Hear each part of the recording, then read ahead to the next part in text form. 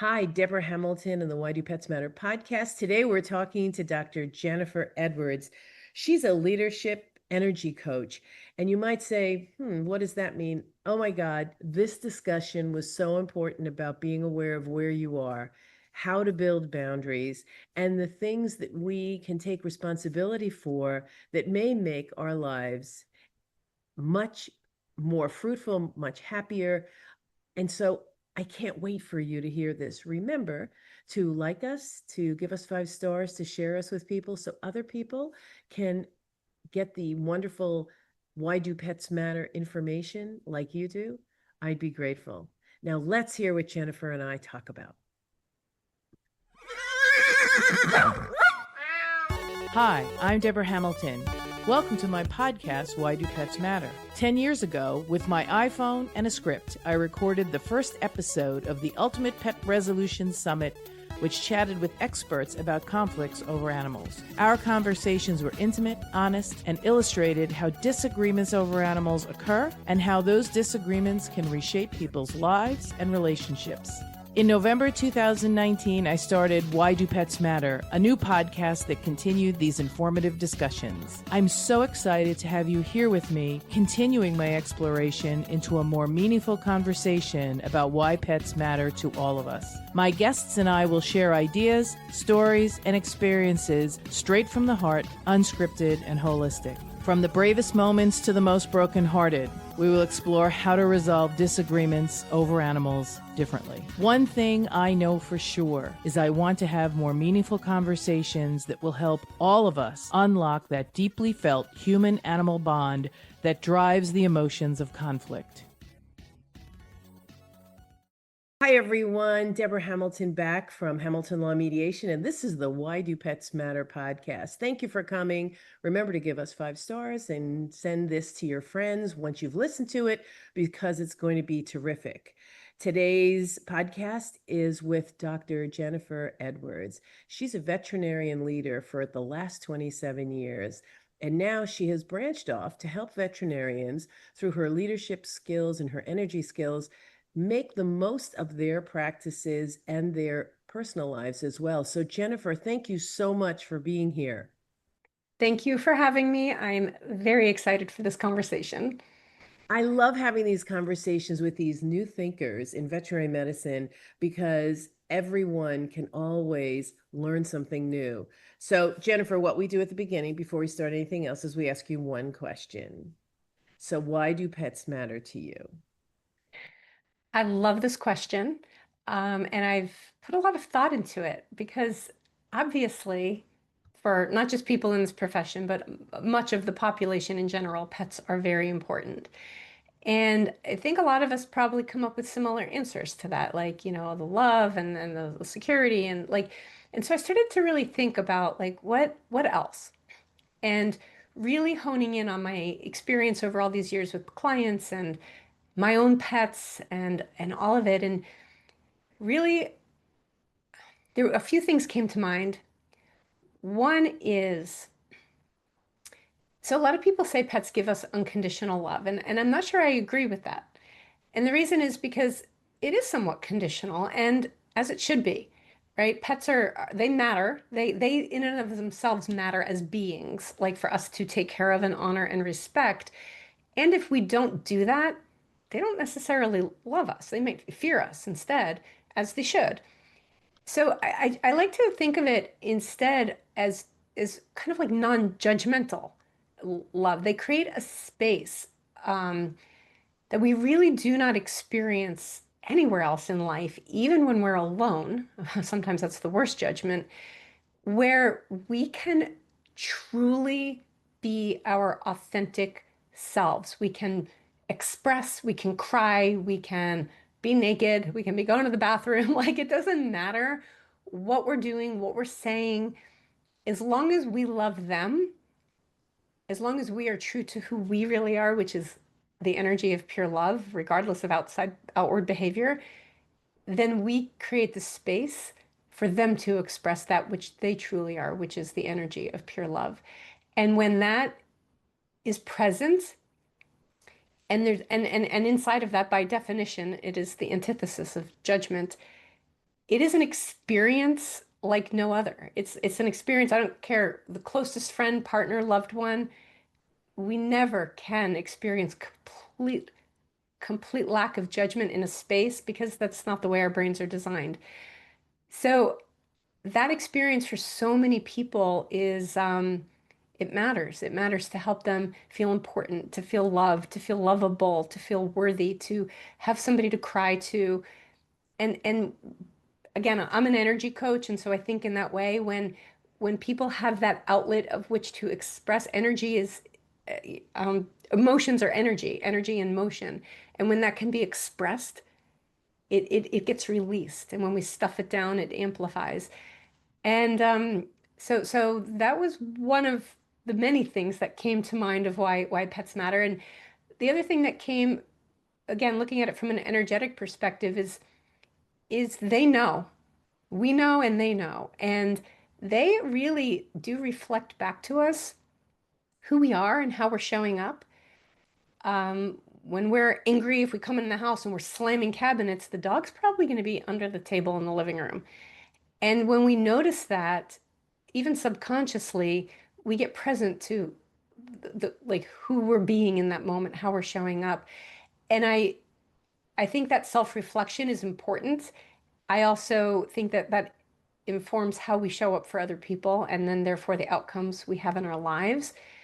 And I think that really how people treat animals, how people treat pets says a lot about their humanity. So that's my long answer to your question. I have to say that that was the one of the most thoughtful answers I've ever gotten, and I believe it's because you are um, practicing and in practice, because we all are working on the energy that we're putting out and the energy we're accepting. Um, Coach, because the fact that there's two different kinds of love, and you're right, dogs and cats can have a little judgment somewhat when um, you are mean to them. However, their pureness is that they're non-judgmental to us. They will forgive us no matter what, and they will continue to be that person in our life. Well, that entity in our life that creates um, good endorphins. I mean, many years ago, all of us knew that if you pet a cat or a dog, that your heart rate went down and you felt better. Now we have peer-reviewed studies showing that that's actually what happens. So we now have the science to back up the anecdotal information that pets bring. And I think that the second piece that you brought out, which was really important, is they may not like us all the time if we do mean things, but I think they know when we're having a bad day. They know when we're having a good day. They're right there as excited or as calm as they need to be. So your points were just spot on for that question. So thank you. But there were so many things you said there that I just was like, wow. I was writing some notes, and in your work. So you were a veterinarian for a practicing veterinarian, not that you're not practicing now, because I know you had told me before we got on the call that you're doing relief work, but you're really practicing helping veterinarians get the most out of their practice of veterinary medicine because of something that you must have experienced or chosen to learn more about. Could you let us know how that transition went from being a full-time veterinarian, owning a practice, working at a practice, and then owning a practice to where you are now helping other veterinarians? Yeah, it's been a bit of a lifelong journey. It wasn't just like a one day I decided to pursue this path. And the Cliff Notes version is basically in college, I got a degree in psychology. My plan was to get a PhD in clinical psychology. And my life has always been very intuitively led. And most major decisions, major things I've done in life have come to me literally in a moment of like, do this, do that. And that was the same thing with becoming a veterinarian. It was just one day, it was go to vet school. I was a senior in college. I had not even taken biology. Like I had nothing that I needed, but I knew. And so off I went. And so while I didn't pursue a degree in psychology, an advanced degree, um, and I became a veterinarian. It was 100% what I was meant to do. I never lost that interest. So I've been, Groundwork, that groundwork, right? yes. Yeah, and I've been since I'd say probably 2007, so like 17 years, very passionately studying leadership, transformation, self-development. I mean, I've done every retreat course, book, like you name it. And because it was just part of my own journey. And as I stepped into leadership in the veterinary space, that helped me as I grew. Because, of course, like most veterinary leaders, I had no training on how to run a business or lead the business, because that's not the same thing. And I would go off to a weekend, I'd come back, we'd have a staff meeting, and I would share whatever concept or idea I learned that weekend. And it just became a part of my life. So after I sold my practice, a little time went by, I decided to go back, and I have multiple coach training certifications that I did as specialties in leadership and transitions, and two different types of energy coaching certifications. And I decided to take everything that I had been studying and been experiencing and to learn how to actually effectively apply it to coaching. Because just because you know something doesn't mean you know how to do it. So with all of that, now, yeah, I have been where a lot of these people have been. I've been the associate, I've been the practice owner. Um, I've been crumpled up on the floor in tears, riddled with anxiety, feeling like a failure, like burning out, like all of it. I've been there. So I know looking back, I don't know how I ever would have gotten through had I not been doing all of that study. I worked with coaches for years, like before coaching was even like a thing to do. I was working with coaches. And now, yeah, I practice very, very part-time relief work. But this is my focus. And if I can now be for someone else what all of those people were for me, and to take all of my knowledge and experience and now pay it forward to help people see things differently. We get into these states where we just everything is very narrow focused, and that's not wrong and it's not bad. It's just not going to really provide for a whole lot of uh, happiness, a whole lot of perception of possibility, a whole lot of self-advocation. And yeah, so that's how I got here. This is what I'm doing now. I love it because it is all about that. Um, you went through your journey in veterinary medicine with a little more of a growth mindset than what you see out there now. You know, Carol Dweck wrote the great book on, fixed and growth mindsets. And in one, you just sort of put your head down and go and survive. And what I heard you say, which I think was fabulous, is I took some side roads while I was putting my head down and going and having all those anxieties and having those doubts and fears and everything. But I took these little exit ramps every once in a while because I knew from my study of psychology that I needed a little bit more. I needed something. And so now that you have recognized your magnificence in veterinary medicine, you've decided, I think, to take just a little pivot to make sure that you now can, as you said, beautifully pay it forward. So here Yeah. you were, because of your underlying curriculum in college in psychology, and then your brilliant energy focused need to take care of yourself as well as others. I think that's where you're going now, where you're helping people breathe. I think it starts with the breath, right? Well, every moment of every day of our entire life starts with breath. And And it is not as valued as it should be. I when I talk to people about conflict and how to, handle conflict, I always help them or hope to help them by saying, just breathe. breathe.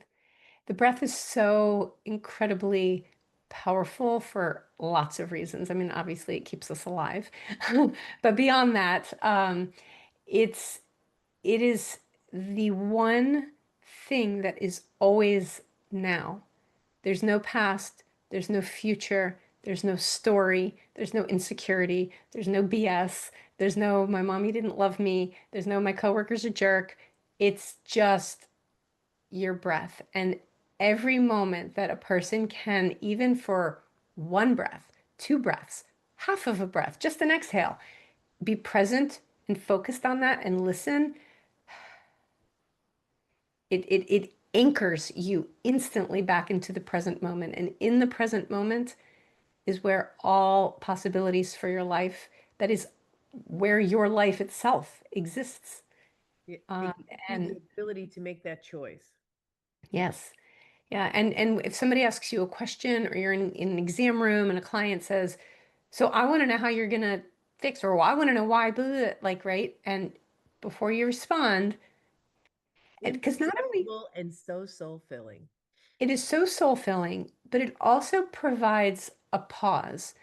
And what I would also encourage people to think, because, some people are very aware of their intuition. Like I'm a very intuitive person. I've been this way my whole life. I'm very aware of my awareness, so to speak. But I would encourage anybody listening to start to play with the idea that even if you don't resonate with those terms, that doesn't mean that they don't apply to you. It's just you're very aware, you're very intuitive, you just might not be aware of that awareness. And so when we take a breath, when we pause in just a moment, the client says, ah, or the coworker, "Ah," and we go, what's happening is you're grounding your energy, but what's also happening is you're allowing your response to flow in, not from your brain, not your brain thinking, what should I say? What should I say to her? It's allowing your higher self, your true, your intuitive self to allow a flow of then what comes out. And what comes out typically will be more thoughtful, less reactive, or more reactive if that's what's needed in the moment, right? So the breath is hugely part of my work. One of my I call it my smaller, like less intense coach training program that I did is something called Energy Codes Coaching with Dr. Sue Morter, and it's all about what she calls central channel breathing and how this breath process literally anchors in our energy.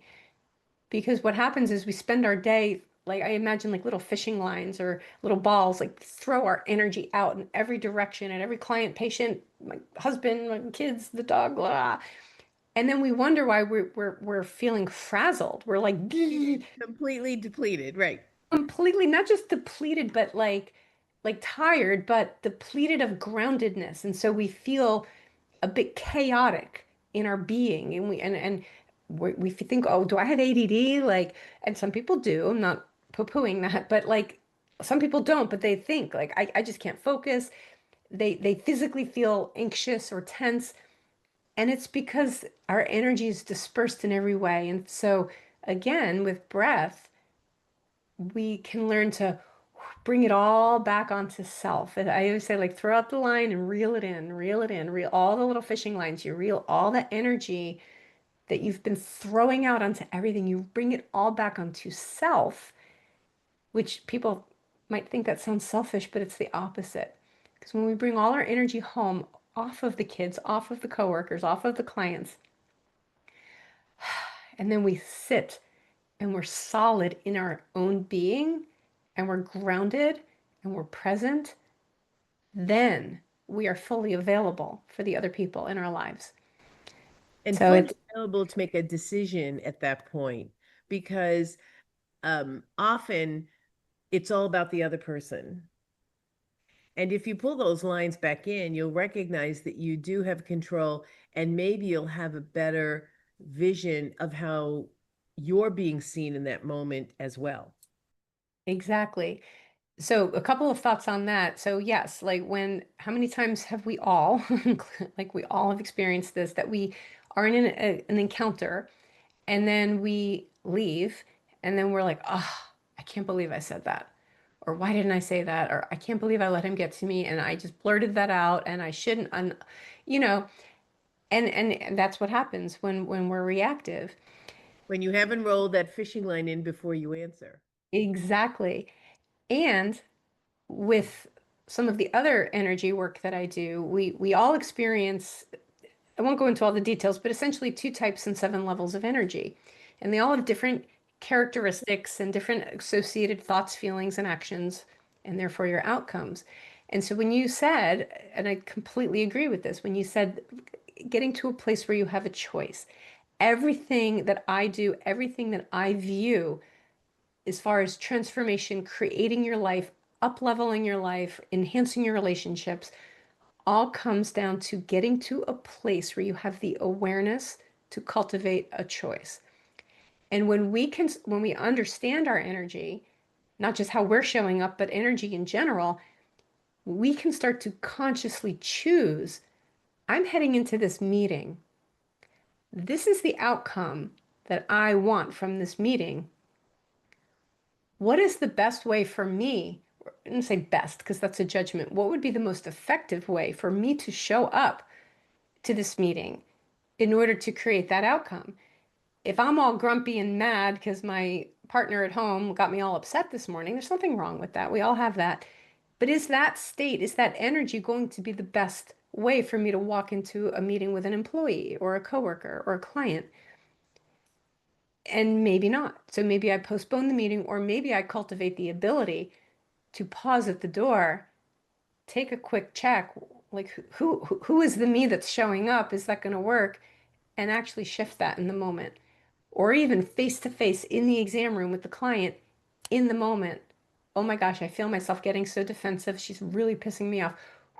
That's not going to work. And learn what I'm going to bring more of a different type of energy to this right now. And Yeah, then we afterwards, go and be pissed off. we in the mediation world, William Ury is one of the leaders, has always said, go to the balcony and look down.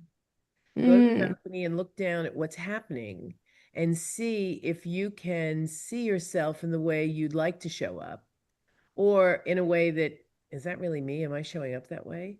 And then when you, it's sort of like that gathering breath before you go into something that you perceive to be difficult or challenging or exciting. You just gather yourself so that you take that time. You go to the balcony and you look. I love this because it is really become, or it has really become, not it is, it has really become a bit of a challenge, um, for clients to communicate with veterinarians to communicate with clients because of, um, my thought is because animals have become so much more important to people. um, People are more attached to their pets than they were, say, in the 60s and 70s. Peter Weinstein, I always repeat this. If anybody's listened to another podcast, it's like my mantra. Peter Weinstein has said that once we found out really good and effective flea and tick medications, the dogs came out of the backyard into the house, and that's when the human animal bond began in earnest. It was always there, but they weren't sleeping with us. And now they're right. sleeping with us, and now they've become so much more than anything we could have ever hoped for in our lives, as you described at the beginning, where they really are non-judgmental of us. They're probably the only people in our lives that may not like what we did last time, may be a little fearful if we weren't ourselves, but they will still come around.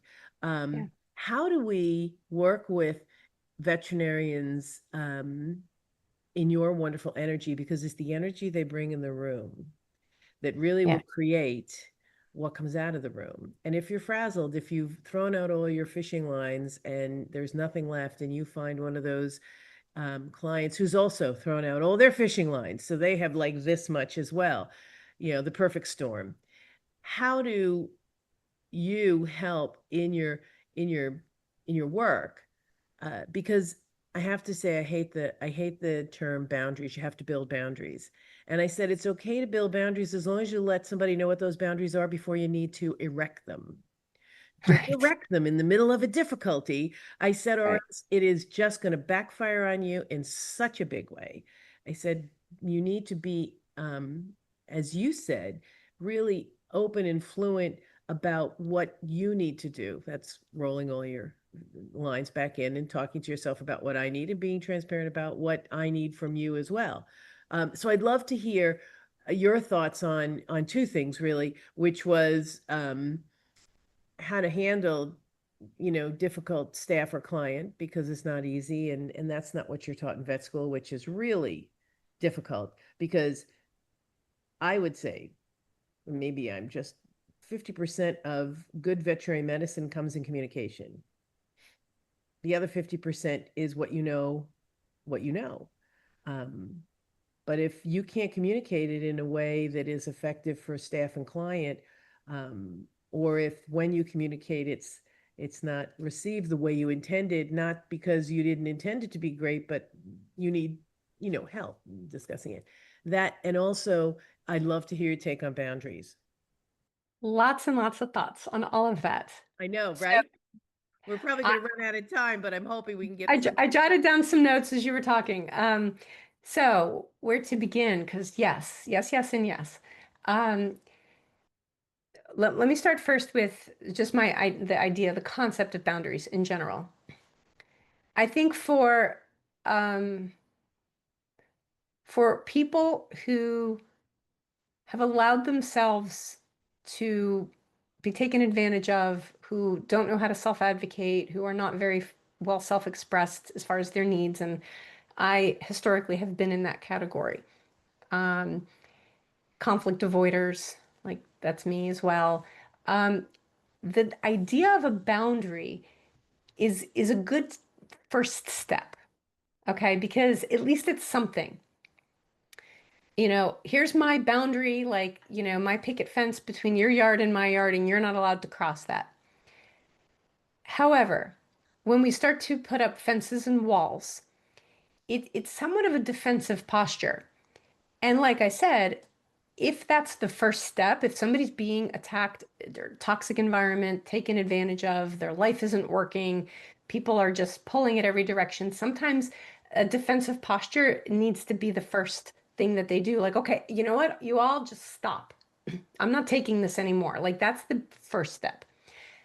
However, from my point of view, and when I think about energy, we look at again, not to go into a lot of detail, but I don't like positive and negative energy. I don't use those terms. They're judgments.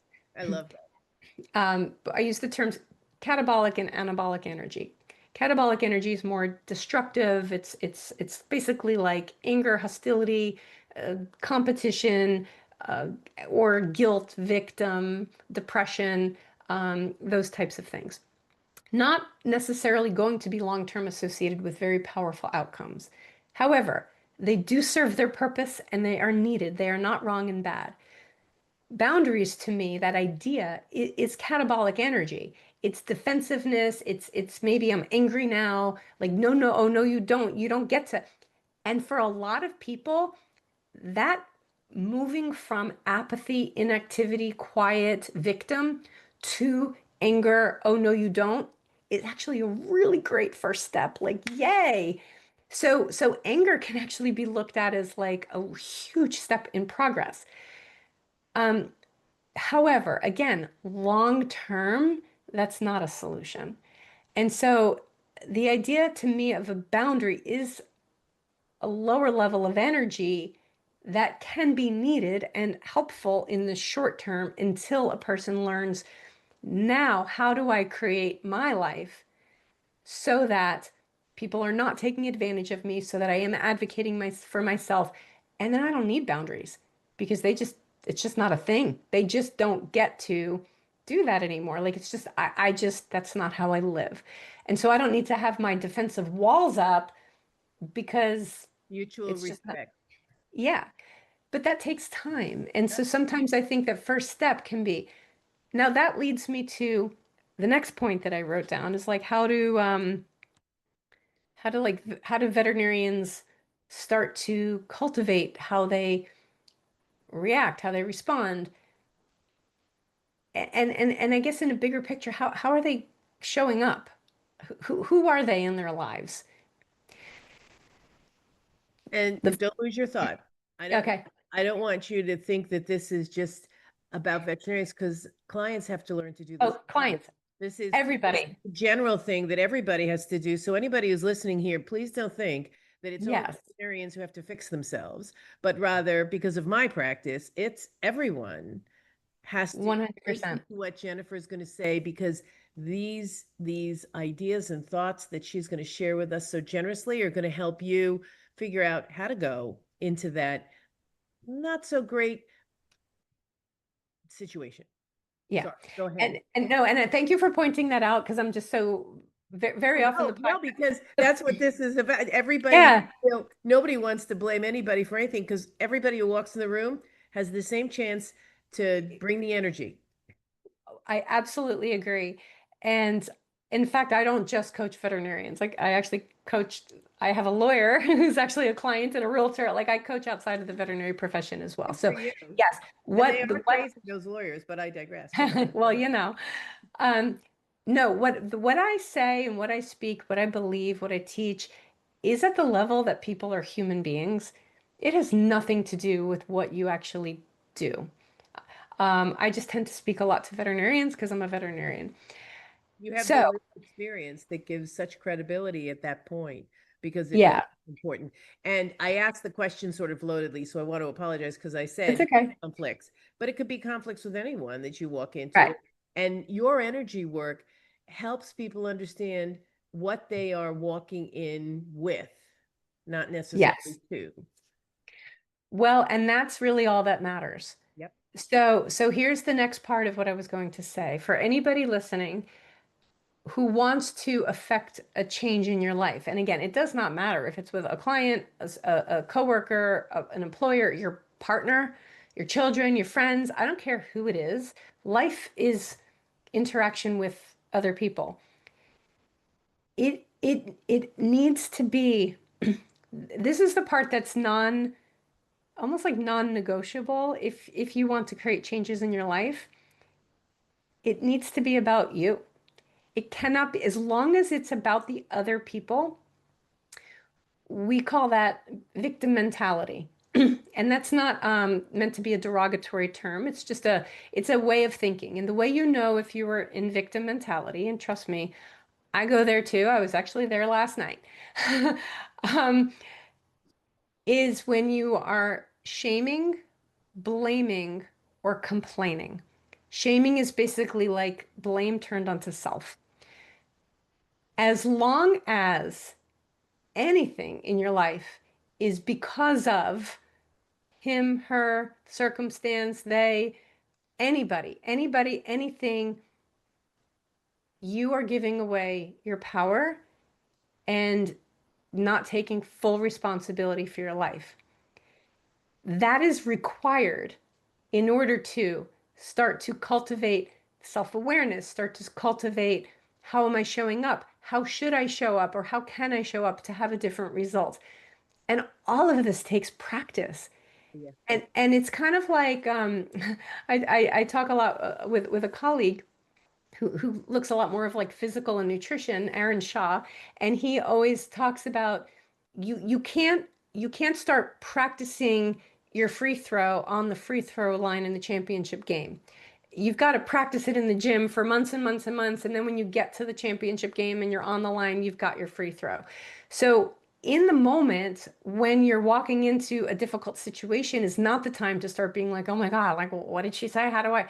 No, it's it's making the choice that you want to cultivate inside of yourself a powerful life, a great life, owning responsibility, looking at all the hard crap in you that's making you reactive or making, oh, why can't I just do this? Why can't I do that? Why do I always?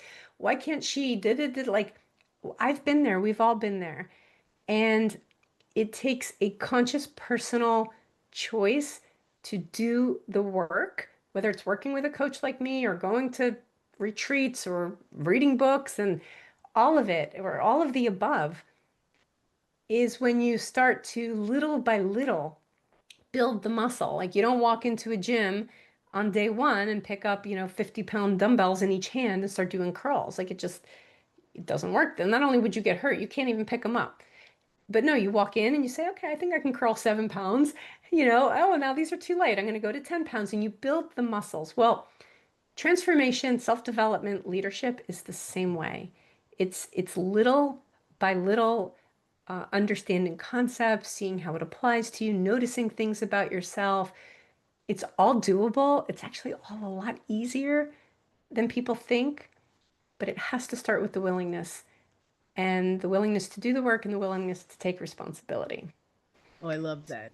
I mean, Jennifer, it's so important for us as people who are working around pets, near pets, with pets, people with pets, or take care of pets, that we understand that what we bring to the table, we have to really know what we bring to the table, and we want to have. So how am I going to say this? We have to want to know what we're bringing to the table, not what we think we're bringing to the table, but also what's being seen from us by others. Because I might think I am the most jovial, wonderful person in the universe, and somebody will say, "You are so intimidating. I can't even believe that." That actually happened to me. And I went, "Wow, Too. wow." And so I think I can't believe we've run out of time. We have to do this again because I think the energy piece is such a hard concept for scientists to Yes. to understand, but quite frankly, it's how we tick. That energy that we bring to the table or to work every day or to everything that we look and see and explain to ourselves is based on the energy we are feeling that moment. And you're absolutely right. You have to take accountability, responsibility. And when I give courses on resolving conflict, I always say the only one you can control in that conflict is you. Absolutely. That's all that there is. Anything else is just an illusion. And that illusion is what will create feeling stuck, feeling anxious, feeling powerless, depression, resignation, burnout. Um, And being blamed for everything. Oh, everybody blames me for everything. And I always say, that is so frustrating when that happens. That is like the most frustrating thing. And what can we do to take a look at what occurred, how it occurred, and how might we have handled it a little bit differently? And I'm sure you do the same thing. It's sort of like just empathizing because it's so important to have someone when you're talking about this stuff and having to either shift energy or understand energy or change energy if you can when you're in a situation, having empathy that yeah, you lost your shit. Believe me, I've been there. yeah. Yeah. And understanding how that happens, but not because it's the other people who keep blaming me, but how do I create that I keep getting blamed? And that's a paradigm shift for a lot of people. That's hard because the first thing the mind wants to do is say, oh, so everything's my fault. No, no, no, no. Taking responsibility is not taking fault. Those are completely different ideas. Fault is disempowering. Fault is it's just it's just another Destructive. accusation. It's just It, another accusation. it's destructive to you. Responsibility. What's that? I'm sorry. I said it's destructive to Yes. your person. Right. As opposed to taking responsibility is Right. the most powerful gift a person can bestow upon themselves. Scary? Yes. Powerful? Yes. And then the other thing I was going to say, and one of the reasons I love working with veterinarians is because what you said is exactly right. For a lot of people, when we talk about concepts like energy, it's like it's kind of like woo woo, like what are you talking about? And they don't, it's our minds, we're not taught in this society from a young age to start to understand our own energy. You actually don't have energy. We are energy. Everything is energy. Our desk, our chair, our everything. So energy is who you are. You are already experiencing energy. However, our minds, and especially scientists, and the way I see myself as a veterinarian is as an applied scientist. I'm not in the lab. I don't need all the receptors. I just want to know how to use the science. And our minds need something to wrap their head around. And so what I love in my work is whether I'm teaching or I'm working with clients one-on-one, is I like to take, and I put this in air quotes, I like to take the woo and make it logical. I like to make it so that people can understand it as a concept and actually apply it into their lives so that they can make a difference. Because I do agree with you. Sometimes when things are too like floaty up here, for a lot of people, it just sails right by because it's just not the way we're used to talking in Western culture. And that's okay. I know. So that's, I love that because the more we learn about what we take into something, I have this thing that I say I work to get it right over being right. I said nobody's going to be right. We're all going to get it right. And we're going to get it right because we're here, so in my world, for the pet. Because yes. why do pets matter? We're going to get it right for the pet. And let's take a step back. Let's take accountability and responsibility. Not Let's not feel like we have to be the smartest person in the room, because sometimes the smartest person in the room does more listening than talking. Yes.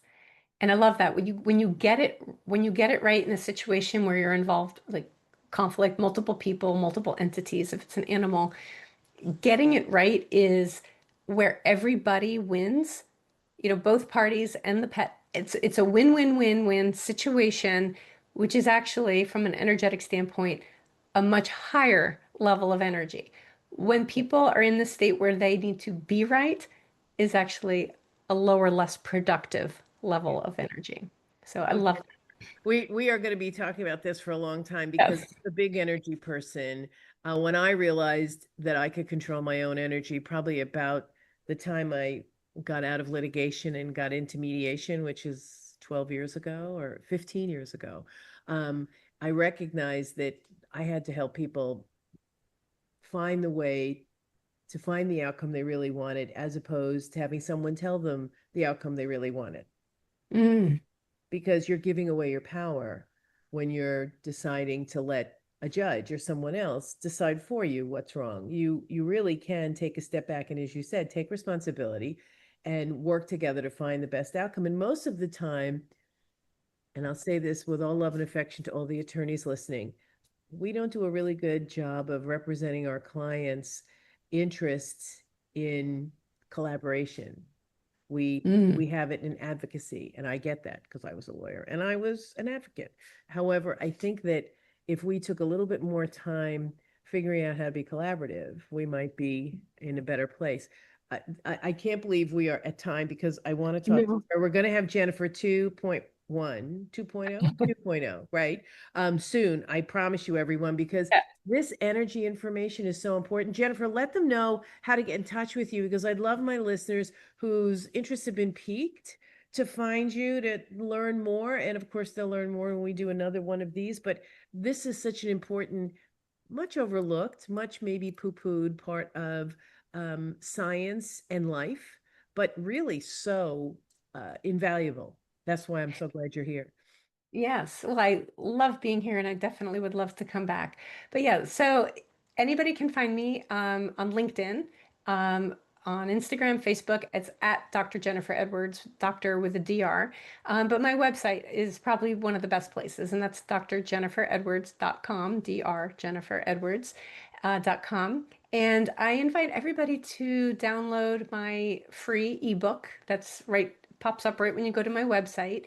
And it's the book is about actually creating the context of happiness for your life. Happiness is not necessarily an emotion. Like, yeah, you can say I feel happy, but happiness actually can create a context of the way a person can learn to view their life so that it becomes the default to which they return. So it's kind of like about remembering that you're happy even when you're not happy, so that you return there. And that's what my book is about. And I invite anybody who's interested to download that. Oh, I am so glad you've been here. I'm so glad you brought this, because this has changed my life for the past 15 years, and obviously has changed your life as well. So together we can bring little bits of snippets and row the boat with more people in this direction as much as we can. Dr. Jennifer Edwards, thank you for being on Why Do Pets Matter today. Thank you for having me. This was wonderful. And everybody, kiss your horse, your dog, your cat, your bird, your snake, your lizard, whatever it is, your turtle, your box turtles. I love those box turtles for me because all pets matter. And until next time, this is Deborah Hamilton. Don't forget to like us, to share us, to give us 5 stars so other people can hear this wonderful information like we received today from Dr. Edwards. So please share it. And until next time, take care.